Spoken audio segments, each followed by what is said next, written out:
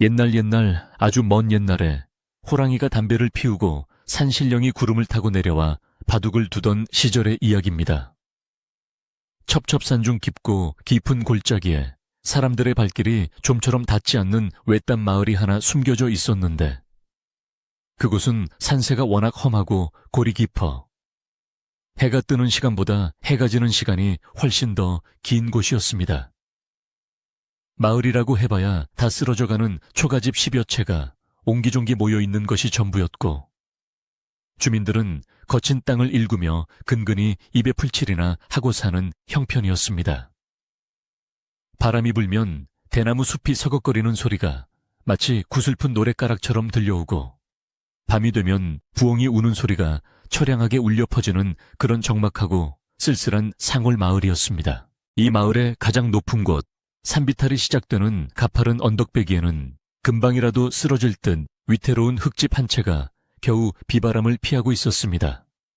지붕을 덮은 이연근 낡아서 군데군데 썩어 있었고 흙벽은 여기저기 금이 가서 찬바람이 숭숭 들어오는 허름한 집이었는데 이 집에는 늙고 병든 홀어머니와 30이 넘도록 장가를 가지 못한 노총각 달수가 단둘이 살고 있었습니다.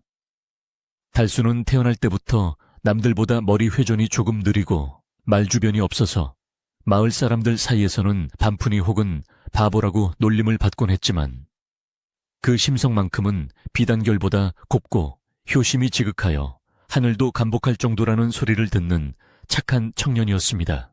달수는 비록 셈을 할 줄 모르고 글을 읽을 줄도 몰랐지만 힘 하나만큼은 장사여서 마을의 굳은 일은 도맡아 하곤 했습니다. 남들이 하기 싫어하는 걸음지기나 무거운 돌 나르기 같은 일도 달수는 그저 싱글벙글 웃으며 해치우곤 했기에 마을 사람들은 그를 바보라고 놀리면서도 속으로는 달수의 순박한 노동력에 의지하는 경우가 많았습니다. 달수는 동네 아이들이 졸졸 따라다니며 돌멩이를 던지거나 놀려대도 화를 내기는커녕 주머니에 넣어둔 산딸기나 개암나무 열매를 꺼내어 아이들 손에 쥐어주며 허허실실 웃기만 하니 마을 어른들은 그런 달수를 보며 혀를 차면서도 한편으로는 그 우직함에 고개를 끄덕이곤 했습니다. 그러던 어느 해 늦가을 찬바람이 문풍지를 세차게 두들기기 시작할 무렵 달수의 어머니 병세가 급격히 나빠지기 시작했습니다. 겨우내 먹을 양식도 부족한 터에 어머니는 기침을 할 때마다 피 섞인 가래를 토해냈고 약 한 첩 써보지 못한 채 끙끙 앓는 소리만 밤새도록 토해내니 달수의 마음은 마치 숫덩이처럼 새카맣게 타들어갔습니다. 달수는 어머니를 위해 읍내의원에게 가보고 싶었지만 수중에 가진 돈이라고는 엽전한 닙 없는 처지라 그저 발만 동동 구를 뿐이었고 어머니의 퀭한 눈을 볼 때마다 가슴이 미어지는 듯한 아픔을 느껴야만 했습니다. 달수는 어머니에게 따뜻한 쌀밥 한 그릇과 약 한 첩을 지어드리기 위해 무슨 일이든 해야겠다고 결심하고 마을 사람들이 가지 않는 깊은 산속으로 약초를 캐러 가기로 마음먹었습니다. 마을 뒷산은 험하기로 소문나서 약초꾼이나 신만이들도 함부로 들어가지 않는 곳이었지만 어머니를 살려야겠다는 일념 하나로 가득 찬 달수에게는 두려움 따위가 끼어들 틈이 없었습니다. 그는 이른 새벽 달기채 울기도 전에 일어나 낡은 지게를 짊어지고 집신끈을 단단히 동여맨 뒤 어머니가 주무시는 방을 향해 큰 절을 한 번 올리고는 어둠이 걷히지 않은 산길을 향해 성큼성큼 걸음을 옮겼습니다. 산은 깊어질수록 길은 사라지고 거친 가시덤불과 바위만이 앞을 가로막았지만 달수는 낫으로 덤불을 헤치며 묵묵히 산을 올랐습니다. 아침 이슬의 옷이 흠뻑 젖고 날카로운 나뭇가지에 얼굴과 손등이 긁혀 피가 맺혔지만 달수는 아픔을 느낄 겨를도 없이 오로지 약초가 있을 법한 그늘지고 습한 곳만을 찾아 눈에 불을 켜고 살폈습니다. 해가 중천에 떠올라 숲속으로 햇살이 비스듬히 꽂힐 때까지 달수는 산을 헤매고 또 헤맸지만 쓸만한 약초는 보이지 않고 흔해 빠진 잡초들만 무성하여 그의 애간장을 태웠습니다. 배고픔과 목마름에 지쳐 잠시 바위에 걸터앉아 쉬고 있던 달수의 귓가에 어디선가 기이한 새 울음소리가 들려왔습니다. 평소 산에서 듣던 산사의 소리와는 달리 맑고 영롱한 그 소리는 마치 달수를 부르는 듯하여 달수는 홀린 듯 자리에서 일어나 소리가 나는 쪽으로 발걸음을 옮기기 시작했습니다. 새소리는 험한 절벽 위쪽에서 들려왔는데 그곳은 사람이 도저히 오를 수 없을 것 같은 가파른 바위산이었지만 달수는 이상하게도 그곳에 가면 어머니를 살릴 수 있는 무언가가 있을 것 같은 강한 예감이 들어 바위 틈을 부여잡고 엉금엉금 기어 올라갔습니다.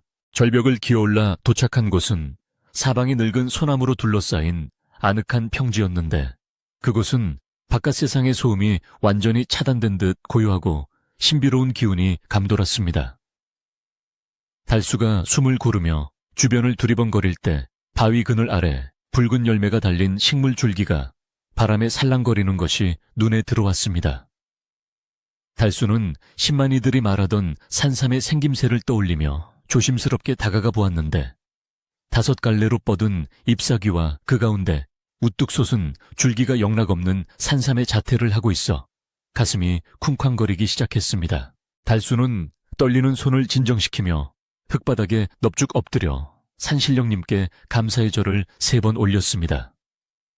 그리고는 허리춤에서 나무로 깎은 꼬챙이를 꺼내어 산삼 주변의 흙을 아주 조심스럽게 파헤치기 시작했는데 혹시라도 귀한 뿌리가 다칠까봐 숨소리조차 크게 내지 못했습니다. 흙을 한 줌 한 줌 걷어낼 때마다 드러나는 뿌리의 자태는 예사롭지 않았는데 뇌두가 길고 몸통이 굵은 것이 수십 년은 좋게 묵은 천종 산삼임이 분명해 보였습니다. 땀방울이 이마에서 뚝뚝 떨어져 흙을 적셨지만 달수는 멈추지 않고 계속해서 흙을 파 들어갔습니다. 놀랍게도 흙 속에는 산삼이 한 뿌리만 있는 것이 아니라 그 옆에 또 다른 산삼 한 뿌리가 나란히 자라고 있어 달수의 눈을 의심하게 만들었습니다.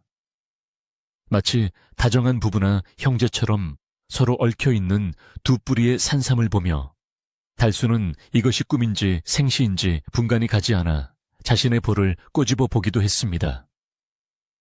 2뿌리의 산삼은 사람의 형상을 하고 있었고 잔뿌리 하나하나까지 생생하게 살아있어 보는 이로 하여금 경외감을 불러일으킬 정도였습니다. 달수는 벅차오르는 감동의 눈물을 글썽이며 어머니, 이제 살았습니다. 이제 우리 어머니 약 드시고 쌀밥 드실 수 있게 되었습니다. 라고 나직이 중얼거렸습니다. 달수는 캔 산삼 2뿌리를 미리 준비해온 있기에 정성스럽게 싸서 칠껍질로 만든 망태기에 고이 담았습니다.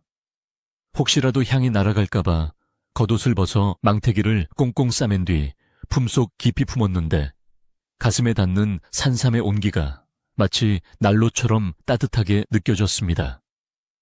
이제 이 산삼을 가지고 읍내 장터로 가서 팔기만 하면 어머니의 병을 고칠 수 있는 약재는 물론이고 겨우내 배불리 먹을 쌀과 고기 그리고 따뜻한 소미불까지 장만할 수 있다는 생각에 달수의 발걸음은 날아갈 듯 가벼워졌습니다. 산을 내려오는 길은 올라갈 때보다 훨씬 수월하게 느껴졌지만 달수는 혹시라도 누군가 보지 않을까 싶어 주위를 경계하며 조심조심 내려왔습니다.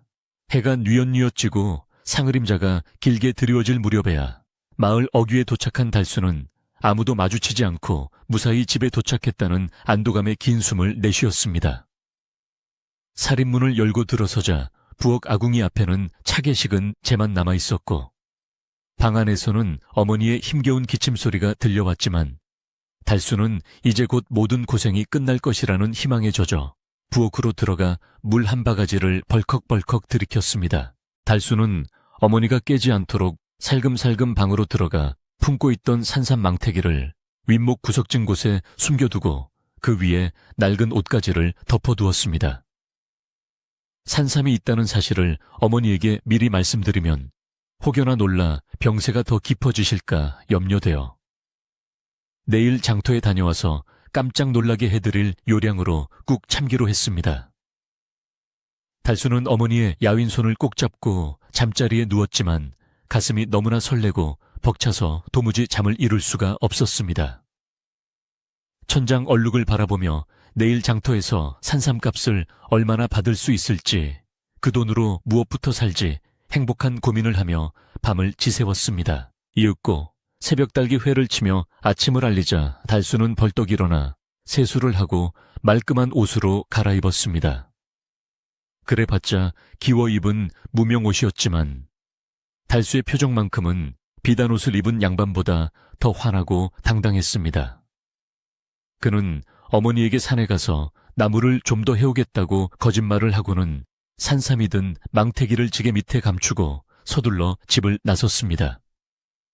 아침 공기는 차가웠지만 달수의 몸에서는 열기가 뿜어져 나왔고 읍내 장터로 향하는 십리길도 달수에게는 그저 동네 마실 가는 길처럼 짧게만 느껴졌습니다. 읍내로 가는 고갯길에는 벌써부터 장을 보러 가는 사람들이 드문드문 보였는데 평소 같으면 달수를 보고 바보가 간다며 킬킬거렸을 사람들도 오늘따라 달수의 눈에는 그저 정겨운 이웃으로만 보였습니다. 달수는 콧노래를 흥얼거리며 고개를 넘었고 머릿속에는 온통 어머니가 기뻐하실 얼굴과 따뜻한 밥상 생각뿐이었습니다.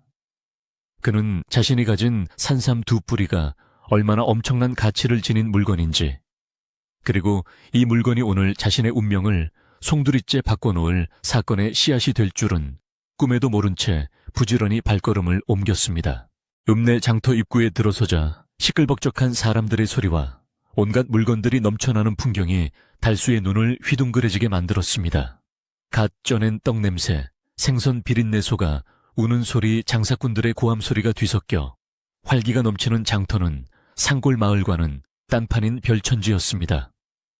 달수는 지게를 고쳐매고 신만이들이 주로 모인다는 약재상 골목을 향해 걸어갔는데 그의 가슴 속에는 산삼 2뿌리가 묵직하게 자리 잡고 있어 그 어떤 부자도 부럽지 않았습니다.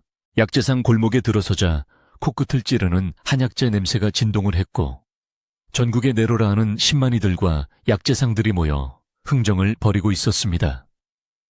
달수는 어느 가게로 들어가야 값을 잘 받을 수 있을지 몰라 두리번거리다가 가장 크고 번듯해 보이는 기와집 약재상 앞으로 다가갔습니다.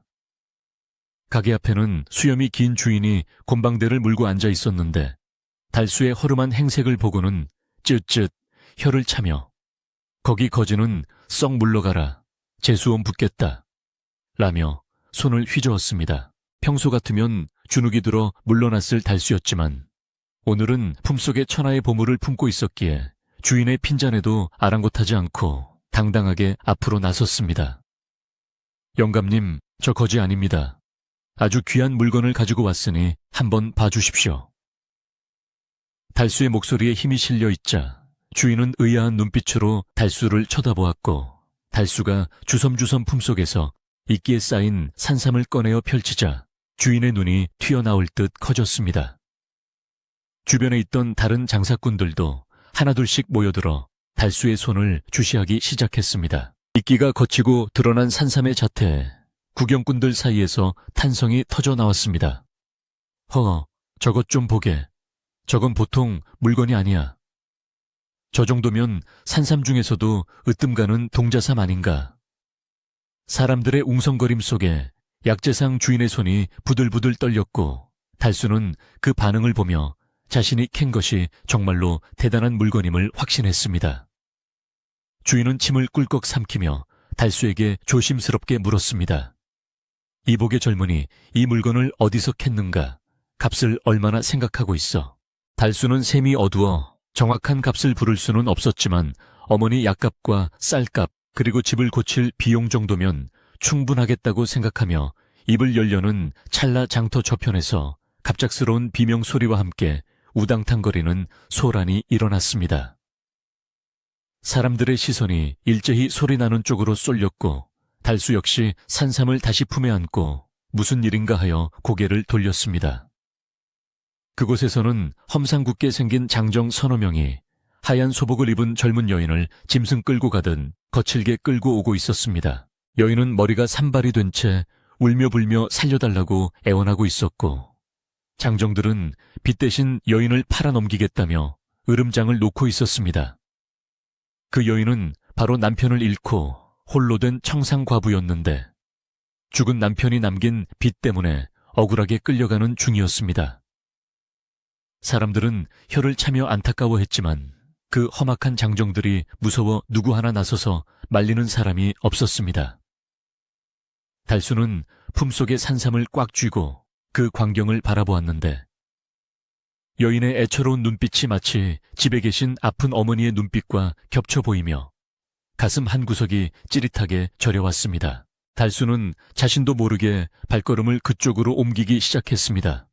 약재상 주인이 이복의 거래는 하고 가야지 라고 다급하게 외쳤지만 달수의 귀에는 그 소리가 들어오지 않았습니다.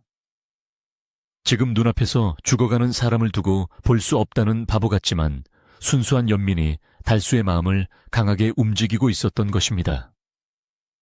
어수룩한 바보 총각 달수의 인생에 그리고 산삼 두 뿌리의 운명에 거대한 파도가 밀려오는 순간이었습니다.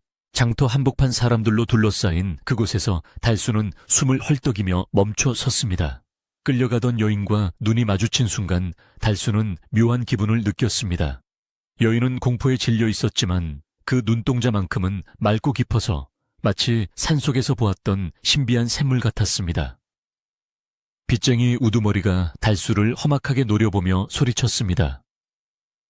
뭐야, 이 덜 떨어진 놈은 썩 꺼지지 못해. 하지만 달수는 물러서지 않고 품속을 더듬거렸습니다. 그의 손끝에는 어머니를 살릴 아니 자신의 인생을 바꿀 산삼 두 뿌리가 닿아 있었습니다. 장터 한복판에서 벌어진 소란은 마치 성난 파도처럼 순식간에 사람들의 이목을 집중시켰고 험상궂은 사내들의 고함 소리는 겁에 질린 여인의 울음소리를 집어삼킬 듯이 사나웠습니다. 빚쟁이 패거리의 우두머리로 보이는 거구의 사내는 곰 가죽 같은 거친 손으로 여인의 가냘픈 손목을 비틀어 잡고 있었는데 그 악력이 얼마나 센지 여인의 하얀 피부는 이미 시퍼렇게 멍이 들어보는 이들의 안타까움을 자아냈습니다. 여인은 머리가 헝클어지고 옷구름이 풀어 헤쳐진 채 바닥에 주저앉아 제발 한 번만 봐달라고 애원하고 있었으나 피도 눈물도 없는 사내들의 귀에는 그저 귀찮은 소음으로만 들릴 뿐이었습니다. 주변을 애워싼 구경꾼들은 그 참혹한 광경에 혀를 차면서도 혹시라도 불똥이 튈까 두려워 누구 하나 섣불리 나서지 못한 채 그저 발만 동동 구르고 있는 형국이었습니다. 달수는 그 광경을 목격하는 순간 가슴속 깊은 곳에서 뜨거운 무언가가 울컥 치솟아 오르는 것을 느꼈는데 그것은 단순한 분노가 아니라 차마 외면할 수 없는 깊은 연민이었습니다. 평소 남의 일에 끼어들 줄 모르고 그저 허허실실 웃기만 하던 바보 달수였지만 눈앞에서 힘없는 사람이 짐승처럼 끌려가는 꼴을 보자 꽁꽁 싸매두었던 용기가 불쑥 튀어나온 것이었습니다. 달수는 거친 숨을 몰아쉬며 인파를 헤치고 앞으로 성큼성큼 걸어나갔고 그의 뜬금없는 등장에 구경꾼들은 놀란 토끼 눈을 하며 길을 터주었습니다. 빚쟁이 우두머리는 자신의 앞길을 막아서는 허름한 차림의 달수를 위아래로 훑어보더니 코웃음을 치며 침을 퇴뱉어 위협적인 태도를 보였습니다. 이건 또 웬 굴러먹다 온 개뼈 닭위 같은 놈이야. 명줄이 길어서 환장이라도 했느냐. 썩 꺼지지 않으면 내 놈 뼈다귀도 추리지 못하게 만들어주마. 사내의 으름장에 주변 사람들은 기겁하며 뒤로 물러섰지만 달수는 꿈쩍도 하지 않고 그 자리에 뿌리를 내린 나무처럼 버티고 섰습니다. 달수의 눈은 두려움으로 흔들리고 있었지만 그의 두 발은 땅을 단단히 디디고 있었고 입술은 결연하게 다물어져 있었습니다. 달수는 떨리는 목소리지만 또렷하게 그 여자를 놓아주시오. 사람이 사람을 짐승처럼 끌고 가면 안 되는 거 아니오. 라고 말하며 사내의 눈을 똑바로 쳐다보았습니다. 그 말을 들은 사내들과 구경꾼들은 잠시 멍하니 있다가 이내 폭소를 터뜨렸는데 그 웃음소리는 달수를 비웃는 날카로운 비수와도 같았습니다. 우두머리 사내는 배를 잡고 웃다가 표정을 싹 바꾸며 달수의 멱살을 잡고 흔들어 댔습니다. 이 멍청한 놈이 세상 물정을 몰라도 한참 모르는구나. 이녀는 죽은 남편이 남긴 빚 70냥을 갚지 못해 팔려가는 몸이다. 내 놈이 대신 갚아줄 돈이라도 있느냐. 꼴을 보니 엽전 한 닙도 없게 생겼는데 어디서 감히 행패야. 사내는 달수를 바닥에 내동댕이 치려고 힘을 주었지만 달수는 전 먹던 힘까지 짜내어 버티며 품속에 넣어둔 손을 꽉 움켜쥐었습니다. 달수의 머릿속에는 집에 누워 계신 아픈 어머니의 얼굴이 스쳐 지나갔고 이 산삼을 팔아 사야 할 약과 쌀밥이 아른거려 잠시 망설임이 찾아왔습니다. 하지만 눈물 범벅이 된 채 자신을 바라보는 여인의 절망적인 눈빛을 마주하자 달수는 더 이상 계산을 할 수가 없었습니다. 그는 바보라서 셈이 느렸지만 무엇이 더 중한지는 본능적으로 알고 있었기에 과감한 결단을 내렸습니다. 도도는 없지만 이거라면 되겠소. 달수는 품속에서 소중히 간직했던 이끼 뭉치를 꺼내어 사내의 눈앞에 불쑥 내밀었습니다. 사내들은 달수가 꺼낸 것이 고작 이끼 뭉치인 것을 보고 다시금 비웃음을 터뜨리려 했으나 달수가 조심스럽게 이끼를 걷어내자 상황은 순식간에 반전되었습니다. 이끼 사이로 드러난 산삼 두 뿌리의 고고한 자태와 코끝을 찌르는 짙은 향기가 장터의 소란을 단숨에 잠재웠기 때문입니다. 사람 모양을 그대로 닮은 몸통과 길게 뻗은 뿌리, 그리고 영롱한 뇌두는 누가 봐도 수십 년은 묵은 진품 산삼이 분명했습니다. 방금 전까지 달수에게 산삼을 팔라고 했던 약재상 주인이 인파 속에서 튀어나와 아니 저 귀한 것을 저런 놈들에게 주다니 마 하며 비명을 질렀습니다. 빚쟁이 우두머리의 눈이 탐욕으로 번들거리기 시작했고 그가 잡고 있던 여인의 손목은 스르르 풀려나갔습니다. 사내는 침을 꼴깍 삼키며 달수의 손에 들린 산삼을 낚아채듯 받아들고는 요리조리 살펴보기 시작했습니다. 10만이 생활을 해본 적이 있는 사내의 눈에도 이것은 부르는 게 값인 최상급 산삼이 틀림없었기에 빚 70냥 따위는 비교도 안 될 만큼의 횡재라는 것을 직감했습니다. 사내는 짐짓 심드렁한 표정을 지으며 말했지만 목소리의 떨림까지는 감출 수 없었습니다. 허산 도라지인지 산삼인지 모르겠지만 그렇다면 이 물건으로 빚을 퉁쳐주마. 대신 나중에 딴소리하기 없기다. 주변에서 구경하던 마을 어르신들이 기가 차다는 듯이 소리쳤습니다. 이복의 총각자네 미쳤는가? 저게 어떤 물건인데 고작 빚 70냥에 넘긴단 말인가? 저거면 읍내 기와집을 사고도 남을 돈이야. 맞네 맞아. 저 도둑놈들에게 속으면 안 되네. 다시 뺏어오게. 사람들의 아우성이 빗발쳤지만 달수는 이미 결정을 내린 뒤였습니다. 그는 산삼이 사내의 손으로 넘어가는 것을 보면서도 아쉬워하기보다는 여인이 풀려났다는 사실에 안도의 한숨을 내쉬었습니다. 달수에게는 기와집이나 쌀가마니보다 지금 당장 죽어가는 사람을 살리는 것이 어머니의 가르침에 더 맞는 일이라 여겨졌기 때문입니다. 사내들은 혹시라도 달수가 마음을 바꿀까봐 그리고 구경꾼들이 더 모여들어 시비를 걸까봐 서둘러 산삼을 챙겨들고 줄행랑을 쳤습니다. 좋다 거래는 끝났다. 이 여자는 이제 자유의 몸이니 내 놈이 데려가든 삶아 먹든 알아서 해라.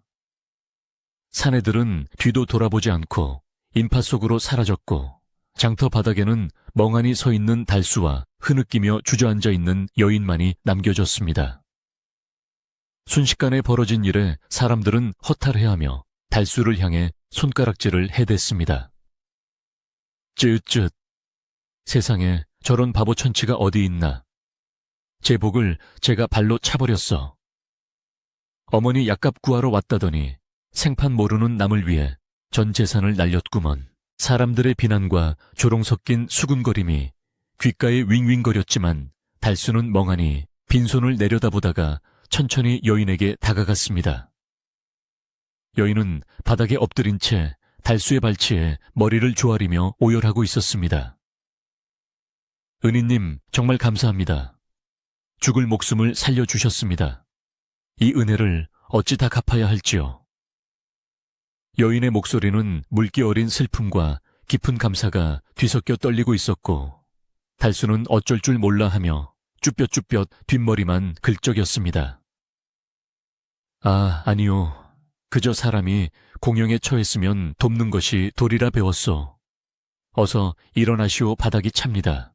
달수는 여인을 부축하여 일으켜 세웠는데 가까이서 본 여인의 얼굴은 눈물 자국으로 엉망이었지만 그 기품만은 숨길 수 없었습니다. 여인의 이름은 홍씨였는데 본래 양반 가문에서 자라 글도 알고 예의범절이 바른 여인이었으나 집안이 몰락하고 남편마저 일찍 여의어 험한 꼴을 당하게 된 기구한 운명의 소유자였습니다. 달수는 홍씨가 제대로 걷지 못하는 것을 보고 자신의 지게를 내려놓고 잠시 고민에 잠겼습니다. 산삼은 사라졌고 주머니는 텅 비어 있었으며 당장 오늘 저녁에 어머니께 드릴 약도 쌀도 없다는 현실이 그제야 뼈저리게 다가왔기 때문입니다. 하지만 이미 엎질러진 물이었고 달수는 천성적으로 낙천적인 성격이라 어떻게든 되겠지 하며 스스로를 위로했습니다. 그는 홍씨에게 갈 곳이 없으시다면 누추하지만 저희 집으로 가시겠소. 어머니가 혼자 계시는데 몸이 편치 않으십니다.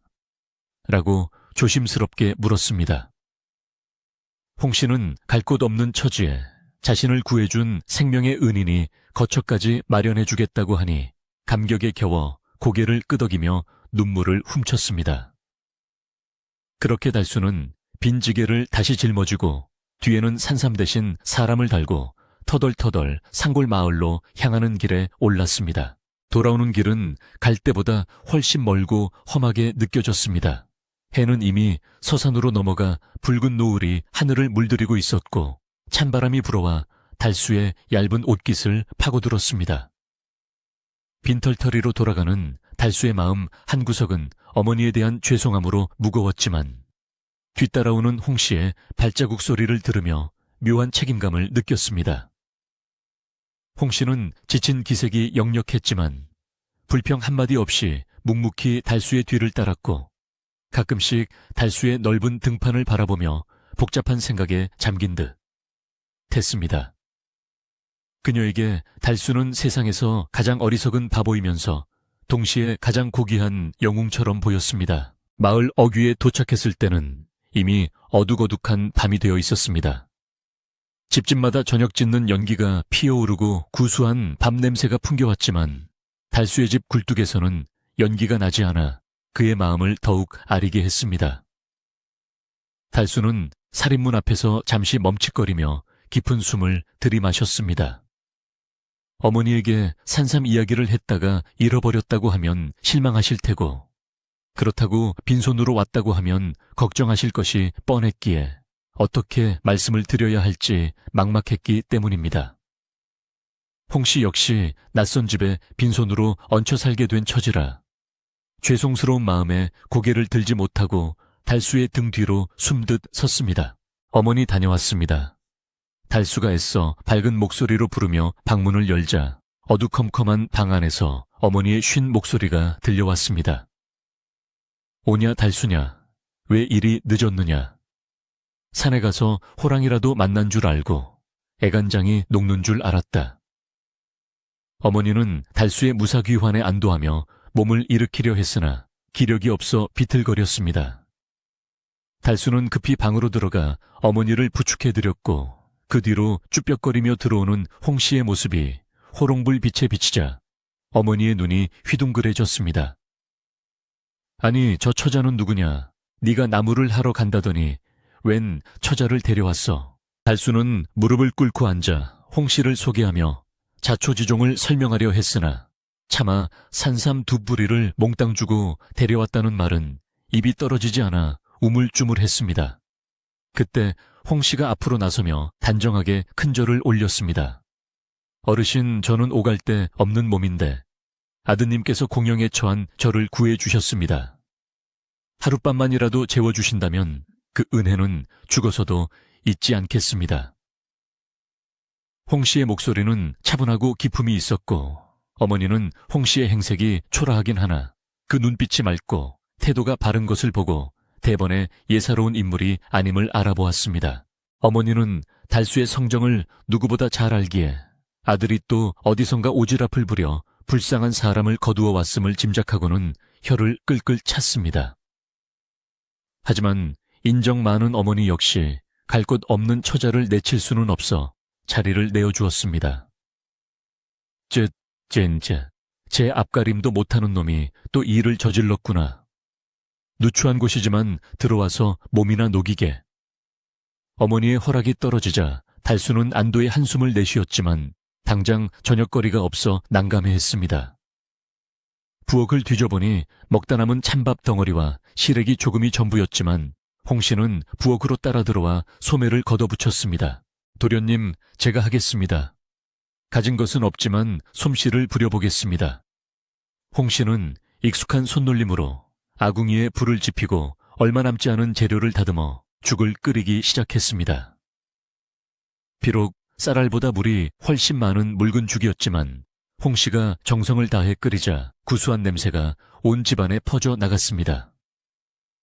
달수는 아궁이 불빛에 비친 홍씨의 옆 얼굴을 바라보며 산삼 2뿌리와 바꾼 것이 어쩌면 단순한 사람 하나가 아니라 자신의 텅 빈 집을 채워줄 온기일지도 모른다는 생각을 얼핏 하게 되었습니다. 그러나 마을에는 벌써 달수가 미친 짓을 했다는 소문이 바람을 타고 퍼져나가고 있었습니다.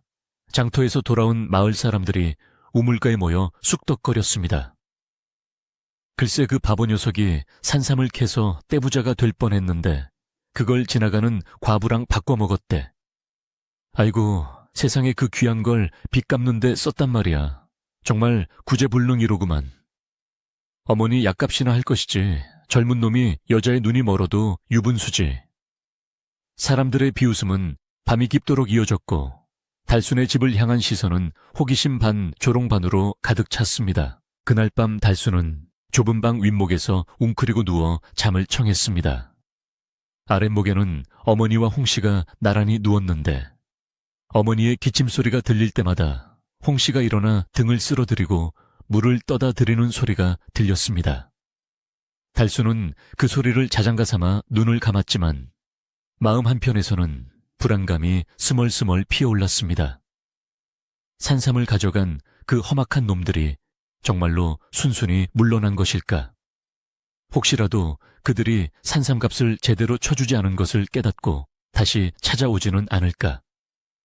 그리고 무엇보다 빈털터리가 된 자신이 앞으로 어떻게 이 두 식소를 건사할 수 있을까? 어둠 속에서 달수의 한숨이 깊어졌지만 부엌에서 홍씨가 달그락거리는 소리와 어머니의 편안해진 숨소리가 교차하며 묘한 평화가 깃들었습니다.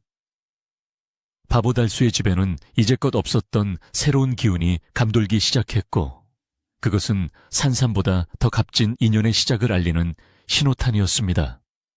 하지만 달수는 아직 모르고 있었습니다.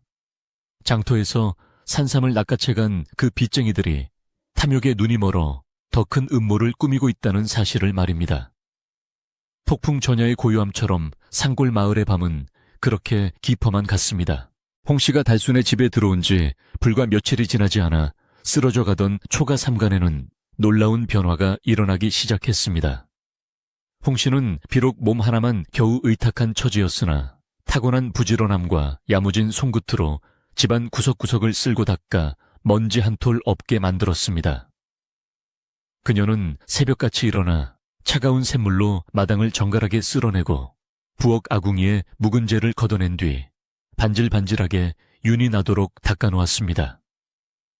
찢어진 문풍지는 밥풀을 으깨어 말끔하게 발랐고 마당 한 구석에 방치되어 있던 깨진 장독들도 깨끗이 씻어 양념단지로 쓰임새를 찾아주니 귀신이 나올 것 같던 흉가는 어느새 사람 사는 온기가 도는 아늑한 보금자리로 변모해 갔습니다. 무엇보다 놀라운 것은 달수의 어머니에게 일어난 변화였는데 홍씨가 들어온 후로 어머니의 얼굴에는 화색이 돌기 시작했습니다. 홍씨는 산에서 캐온 이름 모를 산나물과 뒤뜰의 시래기만으로도 기가 막힌 솜씨를 발휘하여 어머니의 입맛을 돋우는 음식을 만들어냈습니다. 그녀는 밥을 지을 때도 뜸을 정성껏 들여 소화가 잘 되게 하였고 밤이면 어머니의 뭉친 다리와 어깨를 주물러 드리며 말동무가 되어 주었습니다. 외로움과 병매 시달리던 어머니는 며느리 같은 홍씨의 극진한 보살핌에 마음의 병이 씻은 듯이 낫고 내 평생 이런 호강은 처음이다라며 눈시울을 붉히곤 했습니다. 달수 역시 홍씨가 온 뒤로 사람이 달라진 듯 더욱 열심히 일에 매진했습니다. 예전에는 그저 시키는 일만 마지못해 하던 그였지만 이제는 지켜야 할 식구가 생겼다는 책임감의 눈빛부터가 달라져 있었습니다. 그는 날이 차에 밝기도 전에 일어나 산에 가서 나무를 한 짐 가득 해오고 낮에는 남의 집 밭일을 거들어 품삯으로 보리쌀이나 감자 등을 얻어왔습니다. 저녁에 집에 돌아오면 부엌에서 나는 구수한 밥 냄새와 홍씨가 오셨습니까 하며 반갑게 맞아주는 목소리가 기다리고 있었기에 달수는 고된 노동으로 온몸이 쑤셔도 피곤한 줄을 몰랐습니다. 마을 사람들은 달순의 집에서 일어나는 변화를 신기한 눈으로 바라보면서도 입방가를 찢는 것을 멈추지 않았습니다. 우물가에 모인 아낙네들은 빨래 방망이를 두드리며 수군거렸습니다. 아니, 그 바보가 데려온 과부가 살림 솜씨가 보통이 아니라면서 죽어가던 노친네를 살려놨다지 뭐야. 그럼 뭐해, 산삼 2뿌리랑 바꾼 여잔데. 그 산삼이면 논을 몇 마지개는 샀을 텐데. 쯧쯧. 사람들은 달수의 어리석은 선택을 비웃으면서도 한편으로는 엉망진창이던 달수의 삶이 홍씨 덕분에 질서가 잡혀가는 것을 보며 묘한 질투심과 부러움을 동시에 느꼈습니다. 특히 마을의 훈장 어르신은 달수의 변화를 유심히 지켜보며 고개를 끄덕였습니다. 사람이 재물보다 중하다는 것을 저 미련한 놈이 몸소 보여주는구먼. 복은 발로 차는 놈에게는 안 가도 마음을 쓸 줄 아는 놈에게는 굴러 들어오는 법이지. 훈장님은 지나가는 말로 툭 던졌지만 그 말 속에는 달수의 앞날에 대한 기대가 담겨 있었습니다.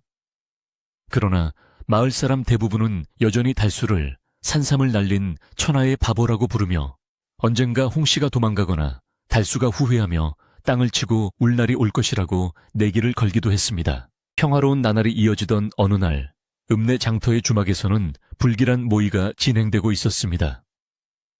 달수에게서 산삼을 빼앗아간 거강군 일당은 산삼을 헐값에 팔아넘기려다 약재상에게서 그 산삼이 실은 부르는 게 값인 천종 산삼이라는 사실을 뒤늦게 전해 듣게 되었습니다. 그들은 산삼을 이미 중간 상인에게 넘겨 큰 돈을 챙겼음에도 불구하고 인간의 끝없는 탐욕 때문에 배가 아파 견딜 수가 없었습니다. 형님, 우리가 그 멍청한 놈한테 너무 싸게 퉁쳐준 거 아닙니까? B70냥은 껌값이었어요. 그 산삼이면 기와집 10차에는 샀을 텐데. 부하의 말에 우두머리는 술잔을 바닥에 내동댕이 치며 눈을 부라렸습니다. 생각할수록 열불이 나는구나. 그깟 과분연 하나 던져주고 그런 보물을 넘겼다니 안 되겠다. 이대로는 분해서 잠이 안 와. 우두머리는 탐욕스러운 눈빛을 번들거리며 비열한 계략을 꾸며냈습니다. 야, 우리 다시 그 산골 마을로 간다. 가서 그놈한테 따지는 거야. 산삼이 알고 보니 속이 다 썩은 가짜였다고 말이야. 그래서 우리가 손해를 막심하게 봤으니 빚은 그대로 남아있고 그 과분연을 다시 내놓으라고 으름장을 놓는 거다. 부하들은 낄낄거리며 맞장구를 쳤습니다. 역시 형님은 머리가 비상하십니다. 그 바보놈은 꼼짝없이 당하겠는데요. 집 문서라도 뺏어옵시다. 다음 날 검은 구름이 잔뜩 낀 흐린 오후였습니다. 평화롭던 달순의 마을 입구에 낯선 사내들이 흙먼지를 일으키며 들이닥쳤습니다. 그들은 장터에서 보았던 그 험상궂은 거강군 패거리였는데 이번에는 몽둥이까지 들고 기세등등하게 나타나 마을의 고요를 깨뜨렸습니다. 동네 개들이 컹컹 지저대고 아이들이 놀라 울음을 터뜨리자 바티를 하던 마을 사람들이 하나둘씩 일손을 멈추고 마을 어귀로 모여들었습니다. 아니, 저 사람들은 누구야 왜 저렇게 살기등등해. 사람들의 웅성거림 속에 우두머리는 침을 퇴 뱉으며 고래고래 소리를 질렀습니다. 야, 여기 달수라는 놈 집이 어디냐? 당장 나오라고 해. 달수는 마당에서 장작을 패고 있다가 밖에서 들려오는 소란에 깜짝 놀라 도끼를 내려놓았습니다. 홍씨 역시 부엌에서 나오며 불안한 기색을 감추지 못했는데 그녀의 직감은 이미 좋지 않은 일이 벌어졌음을 감지하고 있었습니다. 도련님, 저 목소리는... 홍씨가 말을 잇기도 전에 살인문이 걷어차이며 부서지는 소리와 함께 거강군들이 마당으로 들이닥쳤습니다. 달수는 엉겁결에 홍씨 앞을 가로막아 서며 떨리는 목소리로 물었습니다. 아, 아니, 당신들은 누구요? 남의 집에 왜 이러는 거요? 우두머리 사내는 달수의 멱살을 잡고 흔들며 험악한 표정을 지었습니다.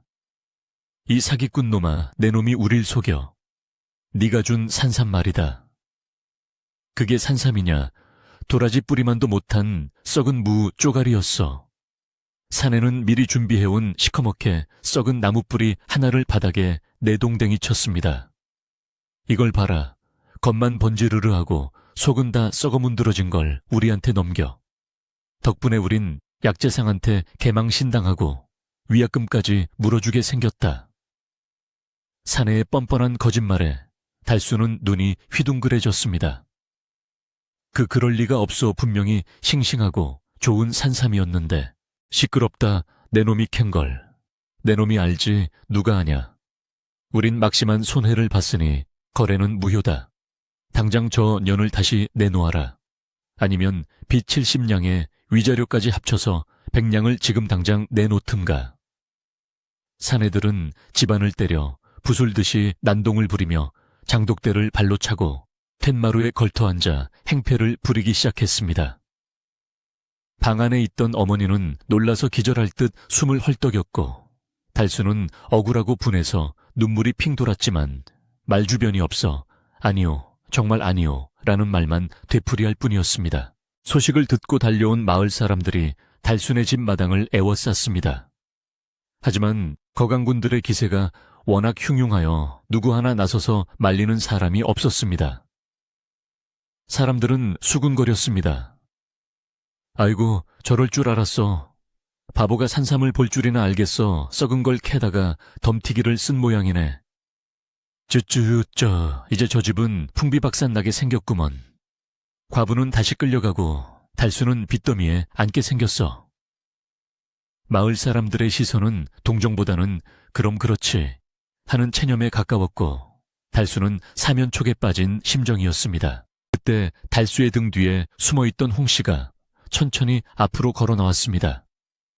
그녀의 얼굴은 창백했지만 눈빛만은 흔들림 없이 또렷했습니다. 홍씨는 난동을 부리는 우두머리 사내를 똑바로 응시하며 차분하지만 서늘한 목소리로 입을 열었습니다. 멈추십시오. 지금 하신 말씀이 모두 사실입니까? 홍씨의 기세에 눌린 사내가 잠시 멈칫하더니 이내 코웃음을 쳤습니다. 뭐야, 인연이 어디서 말대꾸야. 사실이고 말고 내 눈으로 봐라. 저 썩은 뿌리를. 사내는 바닥에 던져진 썩은 나무 뿌리를 가리키며 윽박질렀습니다. 홍씨는 바닥에 떨어진 썩은 뿌리를 잠시 내려다보더니 고개를 들어 마을 사람들과 거강군들을 번갈아 보았습니다. 그리고 입가에 묘한 미소를 지으며 말했습니다. 정말 이상한 일이군요. 제가 장터에서 보았을 때는 분명 향기가 십리 밖까지 퍼질 만큼 진동했고 뿌리에는 흙이 촉촉하게 묻어있어 금방 캔 것임이 분명했습니다. 그런데 불과 며칠 사이에 저렇게 말라비틀어진 나무 토막이 되었다고요. 산삼이 발이 달려 도망가지 않는 한 있을 수 없는 일입니다. 홍씨의 논리, 정연한 반박에 웅성거리던 마을 사람들이 조용해졌습니다. 이 인연이 어디서 말장난이야. 원래 겉만 멀쩡하고 속은 썩은 것들이 있는 법이야. 우두머리가 당황하여 소리쳤지만 홍씨는 물러서지 않았습니다. 그렇다면 관에 가서 시시비비를 가려보지요. 만약 저것이 달수 도련님이 캔 산삼이 맞다면 산삼의 뇌두 모양과 잔뿌리의 개수가 도련님이 기억하는 것과 일치해야 할 것입니다. 도련님, 그때 캐셨던 산삼의 모양을 기억하십니까? 홍 씨가 달수를 돌아보며 묻자 달수는 퍼뜩 정신이 들었습니다. 비록 바보라 불리지만 한 번 본 것은 그림처럼 기억하는 달수였기에 그는 고개를 세차게 끄덕였습니다. 기억하오 사람 모양이었어. 다리가 2개였고 팔이 하나는 길고 하나는 짧았어. 그리고 머리 부분에 좁쌀 같은 게 5개 박혀 있었어. 달수가 구체적인 모양을 설명하자 거강군들의 얼굴이 사색이 되었습니다. 그들이 가져온 썩은 뿌리는 그냥 아무 산에서나 주워온 나무 토막이었기에 달수의 설명과 일치할 리가 없었습니다. 홍 씨는 이 틈을 놓치지 않았습니다. 들으셨죠? 이 물건은 도련님이 드린 산삼이 아닙니다. 당신들은 이미 진짜 산삼을 팔아치우고 욕심이 나서 다시 와 행패를 부리는 사기꾼들이 분명합니다. 홍 씨의 일갈은 마당에 모인 사람들의 가슴을 시원하게 뚫어주었습니다. 마을 사람들의 눈빛이 의심에서 분노로 바뀌기 시작했습니다. 저 처자 말이 맞는 것 같네. 산삼이 며칠 만에 저렇게 변할 리가 없어. 저놈들 날강도들이네.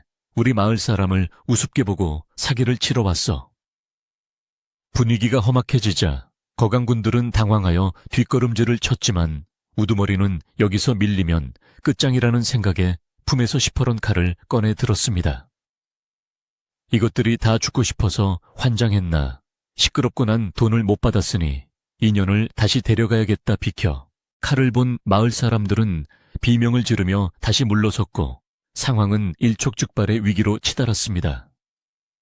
사내는 칼을 휘두르며 홍 씨의 팔을 낚아채려 했습니다. 바로 그때 달수가 짐승 같은 고함을 지르며 마당 구석에 있던 지게에 작대기를 집어들고 앞으로 뛰쳐나갔습니다. 평소 순한 달수의 눈에서는 불꽃이 튀고 있었습니다. 그는 더 이상 바보 달수가 아니었습니다. 어머니를 지키고 자신을 믿어주는 홍 씨를 지키기 위해 목숨을 건 가장의 모습이었습니다. 내 식구한테 손대지 마라. 이 나쁜 놈들아. 달수의 기세에 놀란 우두머리가 주춤하는 사이 마을 어귀에서 위험 있는 목소리가 들려왔습니다. 멈추어라 대낮에. 이게 무슨 해고에 망측한 짓들이냐. 지팡이를 짚은 마을 촌장 어르신이 굳은 표정으로 들어서고 있었습니다. 촌장은 마을에서 가장 나이가 많고 지혜로운 어른으로 관아의 사또조차 함부로 대하지 못하는 인물이었습니다. 촌장의 등장에 소라는 잠시 멈췄고 모든 시선이 그에게 쏠렸습니다. 촌장은 거강군들을 매섭게 노려보며 말했습니다. 자네들이 산삼이 가짜라고 주장한다면 내 눈앞에서 증명해 보여야 할 것이야. 만약 거짓으로 밝혀진다면 우리 마을 법도에 따라 살아서 돌아가지는 못할 줄 알게. 달수는 거친 숨을 몰아쉬며 작대기를 움켜쥐고 있었고 홍 씨는 달수의 옷자락을 잡고 그를 진정시켰습니다. 그러나 거강군들은 쉽게 물러날 기색이 아니었습니다. 그들은 이미 산삼을 팔아치운 돈맛을 보았고 이 순박한 시골 사람들을 힘으로 누르면 그만이라고 생각했기 때문입니다. 하지만 그들은 간과하고 있었습니다. 달수가 캔 산삼이 단순한 산삼이 아니라 나라님께 진상되어야 할 만큼 신령스러운 물건이었기에 그 기운이 이미 이 집안을 감싸고 있다는 사실을 말입니다. 그리고 무엇보다 진실을 밝히려는 홍 씨의 지혜와 달수의 용기가 합쳐져 거대한 힘을 발휘하기 시작했다는 것을 그들은 꿈에도 모르고 있었습니다. 마당계는 팽팽한 긴장감이 감돌았습니다. 촌장은 마당 한가운데 멍석을 깔라고 지시했습니다. 여기서 판결을 내리겠다. 달수는 자신이 캔 산삼의 모양을 다시 상세히, 그리고 너희는 그 썩은 뿌리가 산삼이라는 증거를 대라. 만약 되지 못하면 관에 고변하여 너희를 능지처참게 할 것이다. 촌장의 서슬퍼런 호령에 거강군들의 이마에 식은땀이 흐르기 시작했습니다. 달수는 억울함을 풀기 위해, 그리고 소중한 사람들을 지키기 위해 주먹을 불끈 쥐었습니다. 이제 진실을 밝히기 위한 본격적인 싸움이 시작된 것입니다. 촌장의 서슬퍼런 명령이 떨어지자 마당에는 무거운 침묵이 감돌았고 구경하던 마을 사람들은 숨소리조차 크게 내지 못하고 마른 침만 꼴깍 삼켰습니다. 마당 한가운데 깔린 멍석 위에는 죄인처럼 고개를 숙인 거강군들과 그 맞은편에 결연한 표정으로 선 달수와 홍씨가 마주보고 서 있어 마치 관아의 재판장을 방불케 하는 긴장감이 흘렀습니다. 하늘에는 먹구름이 더욱 짙게 드리워져 금방이라도 비가 쏟아질 듯 험상궂은 날씨가 계속되었는데 이는 마치 진실과 거짓이 뒤엉켜 싸우는 지금의 형국을 대변하는 듯하여 보는 이들의 가슴을 더욱 조마조마하게 만들었습니다. 촌장 어르신은 지팡이를 두 손으로 꼭 쥐고 쏘아보는 눈빛으로 거강군들을 압박했고 그 위세에 눌린 사내들은 힐끔힐끔 눈치를 보며 식은땀을 흘리기 시작했습니다. 달수는 떨리는 손으로 나뭇가지를 집어들고 흙바닥에 자신이 캤던 산삼의 모양을 그리기 시작했는데 비록 그림 솜씨는 서툴렀으나 그 기억만은 생생하여 거침이 없었습니다. 여기가 머리인데 꼭 사람 머리처럼 둥그렇고 그 위에 싹이 5개가 돋아 있었어요. 그리고 몸통은 오동통한 것이 꼭 어린아이 팔뚝만 했고 다리는 이렇게 두 갈래로 쩍 벌어져 있었는데 잔뿌리가 수염처럼 아주 많았지요. 달수가 설명을 덧붙이며 그림을 그려나가자 구경하던 마을 사람들은 고개를 끄덕이며 맞아 달수가 기억력이 하나는 기가 막히지 라며 수근거렸습니다. 달수의 순박하고 거짓없는 태도는 그 자체로 강력한 증거가 되어 사람들의 마음을 움직이고 있었습니다. 반면 거강군들은 달수의 그림을 보며 당황한 기색이 역력했는데 그들이 가져온 썩은 나무뿌리는 밋밋한 막대기 모양이라 달수의 그림과는 전혀 딴판이었기 때문입니다. 우두머리 사내는 애써 태연한 척하며 흥산삼이 다 거기서 거기지 뭘 그리 유난을 떠느냐. 내 놈이 캔 건 썩어서 모양이 뭉개진 거야 라고 우겨댔지만 목소리 끝이 미세하게 떨리는 것은 감출 수 없었습니다. 그때 홍씨가 차분하게 앞으로 나서며 사내에게 물었습니다. 그렇다면 묻겠습니다. 당신들은 그 산삼이 썩어서 악취가 났다고 하셨지요. 그렇다면 장터에서 그 많은 사람들이 맡았던 그 진한 향기는 도대체 어디서 난 것입니까? 홍씨의 예리한 지적에 사내는 말문이 막혀 뻐끔거렸고 홍씨는 틈을 주지 않고 몰아붙였습니다. 산삼이 썩으면 고약한 냄새가 진동을 하여 개미조차 꼬이지 않는 법입니다. 그런데 장터의 약재상 주인은 물론이고 지나가던 행인들까지 그 향기에 취해 발걸음을 멈췄다고 들었습니다. 며칠 만에 멀쩡하던 산삼이 썩어 문드러지고 향기마저 악취로 변했다는 것이 과연 이치에 맞는 말입니까? 홍씨의 논리. 정연한 반박에 마을 사람들은 옳소 저 처자 말이 100번 맞아 라며 호응했고 거강군들은 점점 궁지에 몰려 얼굴이 불그락 푸르락해졌습니다. 그때 촌장 어르신이 거강군 우두머리에 허리춤을 가리키며 천둥 같은 목소리로 호통을 쳤습니다. 이복의 자네들 말대로 산삼이 썩어 못쓰게 되었다면 막심한 손해를 보았을 터인데 자네 허리춤에 차고 있는 그 전대는 어찌 그리 불룩한가. 그리고 발에 신은 가죽신은 흙도 묻지 않은 새것이 아닌가. 촌장의 날카로운 눈썰미는 사내들이 산삼을 판 돈으로 새로 장만한 물건들을 놓치지 않았던 것입니다. 사내는 화들짝 놀라며 전대를 손으로 가렸지만 이미 모든 사람의 시선이 그곳에 꽂힌 뒤였습니다. 이건 내 돈이요 산삼이랑 상관없는 돈이란 말이오. 촌장은 지팡이로 바닥을 쿵 찍으며 엄명을 내렸습니다. 여봐라, 저놈들의 전대를 당장 풀어 확인해보아라. 만약 저 안에 엽전이 가득하다면 썩은 산삼 때문에 손해를 봤다는 말은 새빨간 거짓말이 아니겠느냐. 마을에 건장한 청년들이 우르르 달려들자 거강군들은 기겁을 하며 뒷걸음질을 쳤습니다. 더 이상 버틸 수 없음을 직감한 우두머리는 욕설을 내뱉으며 칼을 휘두르려 했지만 이미 분노한 마을 사람들의 기세에 눌려 칼자루를 쥔 손에 힘이 들어가지 않았습니다.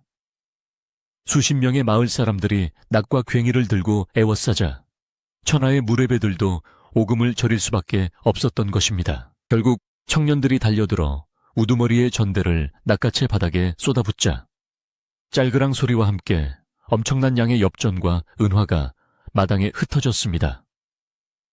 그 양은 B70냥은 좋게 넘고도 남을 큰 돈이었기에 사람들은 입을 다물지 못했습니다. 세상에 저 도둑놈들 좀 보게 산삼 팔아 저렇게 큰 돈을 챙겨놓고 또 뜯어내러 온 거야. 아이고, 천벌을 받을 놈들, 벼락 맞을 놈들. 사람들의 비난이 빗발치자 거강군들은 얼굴을 들지 못하고 쥐구멍이라도 찾고 싶은 심정이 되었습니다. 거짓이 백일에 드러나는 통쾌한 순간이었습니다. 달수는 바닥에 흩어진 돈을 보며 멍하니 서 있었는데 그 돈이 탐나서가 아니라 자신의 진심이 통했다는 사실에 안도하여 다리에 힘이 풀린 탓이었습니다. 홍 씨는 그런 달수의 어깨를 감싸주며 작게 속삭였습니다. 도련님, 이기셨습니다. 진실이 거짓을 이겼습니다. 달수는 그제야 홍 씨를 마주보며 해맑게 웃었는데 그 미소는 바보의 웃음이 아니라 세상의 온갖 풍파를 이겨낸 승리자의 미소였습니다. 어머니 역시 방문을 열고 나와 눈물을 흘리며 아들과 며느리 같은 홍 씨를 흐뭇하게 바라보았습니다. 촌장은 엄한 표정으로 거강군들에게 판결을 내렸습니다. 너희는 하늘이 내린 귀한 산삼을 탐욕의 도구로 삼고 죄 없는 사람들을 괴롭혔으니 그 죄가 매우 크다. 당장 이 마을에서 떠나지 않으면 관에 넘겨 엄벌에 처하게 할 것이다. 그리고 바닥에 떨어진 저 돈은 너희가 달수에게 준 B70냥과 위자료를 제외하고는 모두 두고 가라. 거강군들은 목숨만이라도 건지기 위해 바닥에 머리를 조아리며 잘못했습니다. 살려만 주십시오. 라고 빌었고 촌장의 호통에 쫓겨 꽁무니가 빠지게 마을 밖으로 도망쳤습니다. 그들이 남기고 간 썩은 나무 뿌리는 마을 개가 물고 어디론가 사라져 버렸습니다. 거강군들이 사라지자 마을을 짓누르던 긴장감이 일순간에 해소되면서 사람들의 얼굴에는 안도와 기쁨의 미소가 번지기 시작했습니다. 와, 달수가 이겼다. 우리 마을이 이겼어. 아이들은 환호성을 지르며 뛰어다녔고 어른들은 달수의 등을 두드리며 칭찬을 아끼지 않았습니다. 달수야, 네가 바보인 줄 알았더니 아주 장군감이구나. 그 용기는 어디서 났느냐. 홍씨 부인도 대단하오. 그 똑부러지는 말솜씨에 내가 다 속이 시원하더이다. 달수와 홍씨는 쏟아지는 칭찬에 얼굴을 붉히며 어쩔 줄 몰라 했습니다. 어수선했던 마당이 정리되자 촌장은 달수에게 거강군들이 두고 간 돈의 일부를 건네주었습니다. 자, 이것은 내 것이다. 네가 캔 산삼값에는 턱없이 부족할지 모르나 네 착한 마음이 가져온 복이니 사양 말고 받거라. 이 돈이면 빚도 갚고 어머니 약도 쓰고 세 식구 먹고 사는 데는 지장이 없을 게다. 달수는 돈을 받아들고 떨리는 목소리로 고맙습니다, 고맙습니다 하며 연신 허리를 숙였습니다. 그 돈은 달순의 가족에게 새로운 시작을 알리는 밑거름이 될 것이 분명했습니다. 날이 저물어 가자 마을 사람들은 누가 먼저랄 것도 없이 집으로 뛰어가 음식을 가져오기 시작했습니다. 큰일을 치렀으니 다 같이 모여 회포를 풀어야 한다는 시골의 정이 발동한 것입니다. 어떤 집에서는 묵혀두었던 막걸리 항아리를 가져오고 어떤 집에서는 갓 부친 따끈한 부침개를 또 다른 집에서는 시루떡과 과일을 들고 달순의 마당으로 모여들었습니다. 금세 달순의 마당에는 풍성한 잔치상이 차려졌고 조금 전까지만 해도 살벌했던 재판장은 순식간에 왁자지껄한 마을 잔치판으로 변했습니다. 홍 씨는 소매를 걷어붙이고 부엌으로 들어가 마을 안악들과 함께 음식을 장만했는데 그녀의 손끝에서 만들어지는 음식들은 하나같이 맛깔스러워 사람들의 감탄을 자아냈습니다. 아니, 새색시가 솜씨가 어쩜 이리 좋은가. 달수 녀석 산삼 내주고 보물을 얻었네 그려. 안악들의 칭찬에 홍 씨는 수줍게 웃으며 전을 뒤집었고 고소한 기름 냄새가 온 마을에 퍼져 나갔습니다. 어머니는 방 안 아랫목에 앉아 마을 어르신들의 축하를 받으며 평생 처음 받아보는 대접에 행복해하며 덩실덩실 어깨춤을 추었습니다. 달수는 사람들 틈에 섞여 막걸리 사발을 들이키며 생전 처음 느껴보는 뿌듯함에 취해 있었습니다. 예전에는 끼워주지도 않던 마을 술자리의 주인공이 되어 사람들과 어깨동무를 하고 웃고 떠드는 이 시간이 달수에게는 꿈만 같았습니다.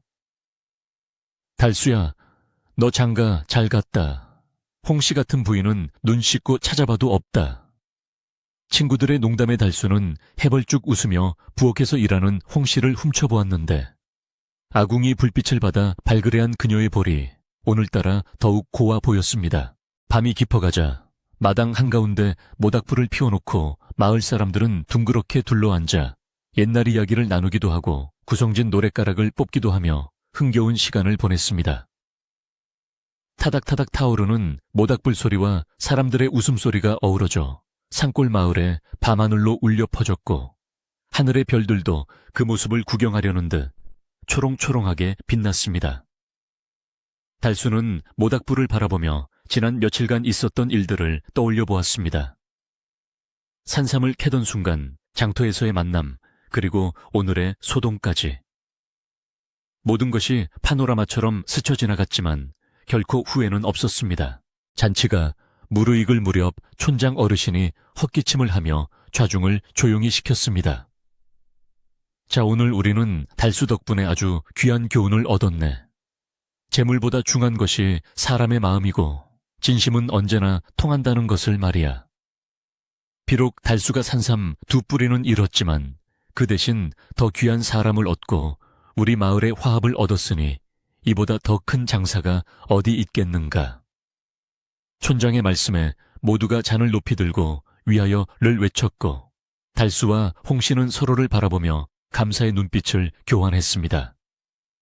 두 사람의 마음속에는 이미 말로 다 할 수 없는 깊은 신뢰와 사랑이 싹트고 있었습니다. 늦은 밤이 되어 사람들이 하나둘씩 집으로 돌아가고 달순의 집마당에는 고요함이 찾아왔습니다. 널브러진 술상과 그릇들을 치우며 달수와 홍씨는 나란히 마당에 섰습니다. 달이 휘영청 밝아 마당을 대낮처럼 비추고 있었는데 달수는 용기를 내어 홍씨의 손을 잡았습니다. 거칠고 투박한 달수의 손과 부드럽지만 굳은 살이 박인 홍씨의 손이 맞닿자 따뜻한 온기가 전해졌습니다. 부인, 고생 많았어. 내가 못나서 이런 험한 꼴을 보게 해서 미안하오. 달수의 투박한 고백에 홍씨는 고개를 저으며 미소 지었습니다. 아닙니다, 도련님. 도련님이 아니었으면 저는 이미 이 세상 사람이 아니었을 겁니다.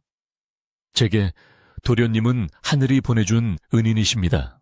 앞으로는 제가 도련님과 어머님을 모시고 평생 은혜를 갚으며 살겠습니다. 홍씨의 말에 달수는 가슴이 벅차올라 아무 말도 하지 못하고 그저 홍씨의 손만 꽉 잡았습니다. 산바람이 대나무 숲을 스치며 사각거리는 소리가 들려왔지만 더 이상 처량하게 들리지 않고 마치 두 사람의 앞날을 축복하는 연주 소리처럼 들렸습니다. 방 안에서는 어머니가 곤히 잠든 숨소리가 들려왔고 부엌 아궁이에는 아직 남은 불씨가 은은하게 타오르고 있었습니다. 달수와 홍씨는 뒷정리를 마치고 마루에 걸터앉아 밤하늘을 올려다보았습니다. 북두칠성이 유난히 밝게 빛나고 있었는데 달수는 문득 그 별들이 자신이 캤던 산삼의 뇌두 모양과 닮았다는 생각을 했습니다. 산삼은 떠나갔지만 그 산삼이 남겨준 복은 이제부터 시작이라는 것을 달수는 직감했습니다. 그리고 옆에 앉은 홍씨가 바로 그 산삼이 변해서 온 선녀가 아닐까 하는 엉뚱하지만 행복한 상상을 하며 빙그레 웃었습니다. 내일부터는 다시 일상으로 돌아가야 했습니다. 밭도 갈아야 하고 땔감도 마련해야 하며 다가올 겨울 채비도 서둘러야 했습니다. 하지만 달수에게는 이제 두려움이 없었습니다. 든든한 아내 홍씨가 있고 건강을 되찾고 계신 어머니가 있으며 자신을 믿어주는 마을 사람들이 곁에 있었기 때문입니다.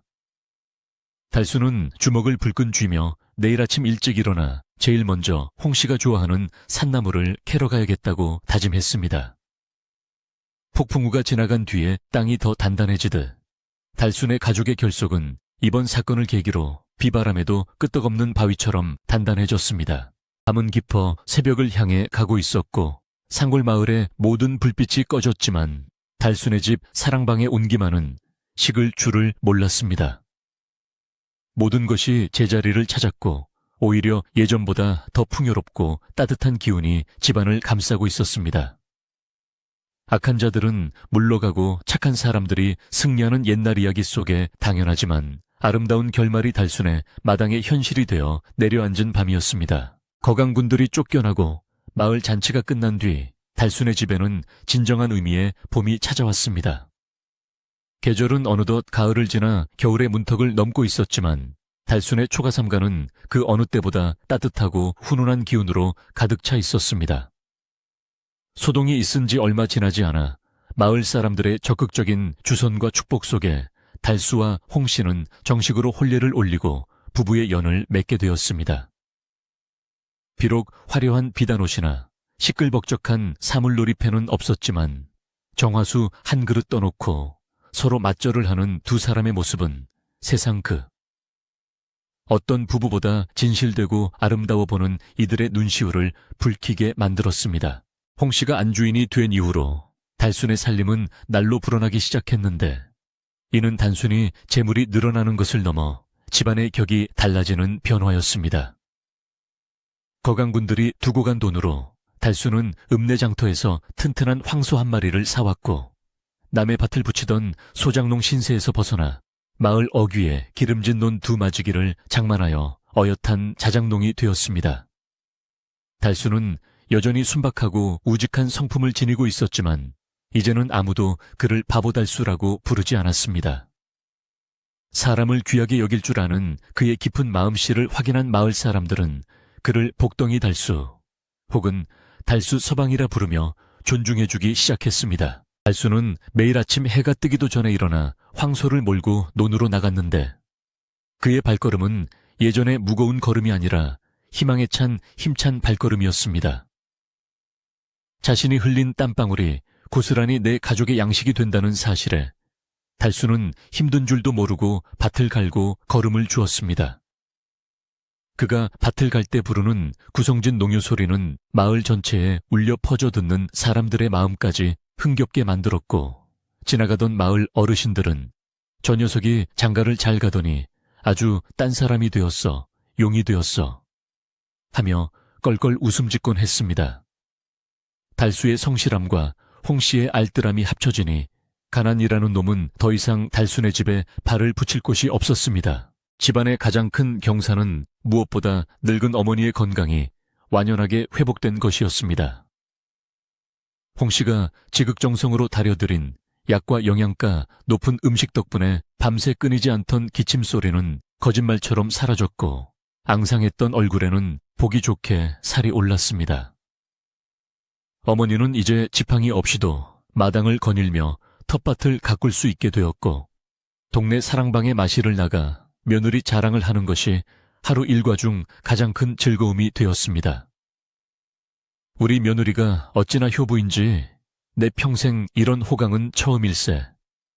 이게 다 조상님이 도우신 덕분이지. 어머니의 웃음소리가 담장을 넘어 골목까지 퍼지면 이웃들도 덩달아 흐뭇해하며 고개를 끄덕였습니다. 어느덧 깊은 겨울이 찾아와 온 세상이 하얗게 눈으로 뒤덮인 날이었습니다. 밖에는 매서운 북풍한 소리 몰아치고 대나무 숲이 요란하게 울어대고 있었지만 달순의 방 안은 아궁이에 불을 넉넉히 지펴 절절 끓는 아랫목 덕분에 훈훈하기 그지없었습니다. 문풍지가 파르르 떨리는 소리조차 아늑하게 느껴지는 그 방에서 세 식구는 오순도순 모여 앉아 저녁상을 마주하고 있었습니다. 상 위에는 김이 모락모락 나는 하얀 쌀밥과 구수한 냉이 된장국, 그리고 노릇하게 구워진 조기 한 마리가 올라와 있어 임금님의 수라상이 부럽지 않았습니다. 달수는 숟가락 가득 밥을 퍼서 입안에 넣으며 행복에 겨운 표정을 지었습니다. 부인 밥맛이 꿀맛이오. 옛날에 산삼 캤을 때보다 지금 먹는 이 밥 한 숟가락이 훨씬 더 귀하고 맛있는 것 같소. 달수의 투박한 칭찬에 홍 씨는 수줍게 미소 지으며 달수의 밥그릇에 생선살을 발라 올려주었습니다. 많이 드세요, 서방님. 낮에 눈 치우시느라 고생하셨는데 든든히 드셔야지요. 서로를 챙기는 부부의 모습에 어머니는 흐뭇한 눈길로 바라보며 그래, 많이들 먹거라. 너희들이 잘 먹는 모습만 봐도 나는 배가 부르다. 라며 덕담을 건넸습니다. 저녁을 배불리 먹은 후에는 화로의 고구마와 밤을 구워 먹으며 이야기꽃을 피웠습니다. 타닥타닥 타오르는 숯불 소리와 달콤한 군고구마 냄새가 방 안을 가득 채웠습니다. 달수는 문득 지난 날을 회상하며 홍 씨에게 물었습니다. 부인, 그때 내가 산삼을 몽땅 줘버렸을 때 솔직히 내가 미치광기처럼 보이지 않았소. 남들은 다 바보라고 손가락질했는데 말이오. 홍 씨는 부직갱이로 불을 조절하며 조용히 고개를 저었습니다. 그녀의 눈동자는 화로 불빛을 받아 보석처럼 반짝이고 있었습니다. 아닙니다, 서방님. 그때 저는 서방님의 눈에서 부처님을 보았습니다. 세상에 산삼보다 귀한 것은 사람 목숨이라고. 말로는 다들 하지만 실제로 자신의 전 재산을 털어남을 구하는 사람은 없습니다. 서방님은 바보가 아니라 세상에서 가장 지혜롭고 용감한 분이십니다.